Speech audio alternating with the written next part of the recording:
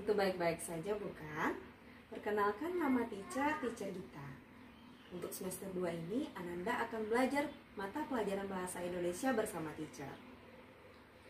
Mengawali semester ini, kita akan membahas materi tentang artikel. Adapun tujuan pembelajaran kita, yang pertama, Ananda dapat memahami apa yang dimaksud dengan artikel. Yang kedua, Ananda dapat menentukan struktur teks artikel. Dan yang ketiga, Ananda dapat mengidentifikasi kalimat-kalimat opini yang ada dalam sebuah teks artikel. Nah, sebelum kita masuk materi lebih lanjut, ada beberapa hal yang perlu Ananda ketahui. Ada beberapa cara dan tempat untuk mengemukakan pendapat di depan umum. Bisa melalui forum diskusi, dalam sebuah pidato, ataupun dalam bentuk aksi seperti demonstrasi. Selain itu, Ananda ada cara lain untuk mengemukakan pendapat, yaitu secara tulisan. Penyampaian pendapat melalui tulisan salah satunya dapat dilakukan melalui tulisan yang disebut dengan artikel. Artikel dapat kita jumpai pada media online, koran, majalah, atau media massa lainnya. Untuk penjelasan lebih lanjut, yuk simak penjelasan teacher berikut ini. Artikel tergolong karangan eksposisi. Artikel merupakan jenis tulisan yang berisi pendapat, gagasan, pikiran, atau kritik terhadap persoalan yang berkembang di masyarakat. Biasanya ditulis dengan bahasa ilmiah populer. Intinya, artikel opini adalah tulisan yang berisi pendapat penulis tentang data, fakta, fenomena, atau kejadian tertentu dengan maksud dimuat di surat kabar atau majalah. Adapun struktur artikel opini antara lain, yang pertama, pernyataan pendapat atau thesis statement.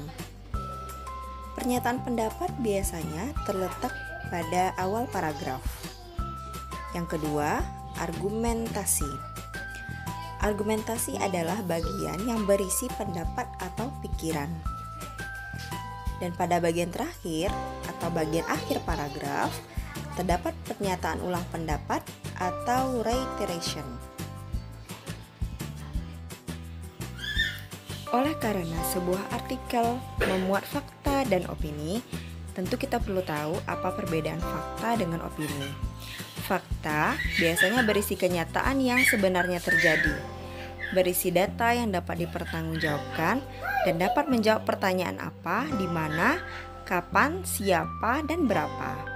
Sedangkan opini berisi pendapat, pikiran, atau pendirian seseorang.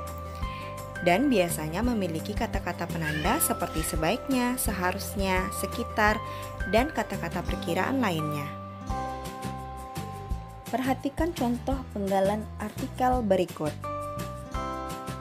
Pada penggalan ini, kita dapat mengidentifikasi dengan jelas adanya angka atau data 20%. Namun, penggalan ini termasuk ke dalam opini, karena terdapat kata-kata penanda yaitu seharusnya. Perlu Ananda ketahui bahwa bagian yang terpenting pada sebuah artikel opini adalah argumentasi. Argumentasi yang kuat harus dapat didukung oleh data yang akurat agar penulis dapat meyakinkan pembaca.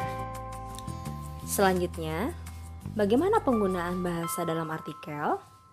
Bahasa dalam artikel bersifat ilmiah populer, berbeda dengan bahasa ilmiah pada umumnya atau bahasa ilmiah murni. Apa perbedaannya? Bahasa ilmiah populer lebih fleksibel dan mudah dipahami oleh masyarakat umum. Sedangkan bahasa ilmiah murni biasa digunakan pada suatu bidang ilmu tertentu, seperti pada laporan hasil penelitian, skripsi, tesis, ataupun disertasi.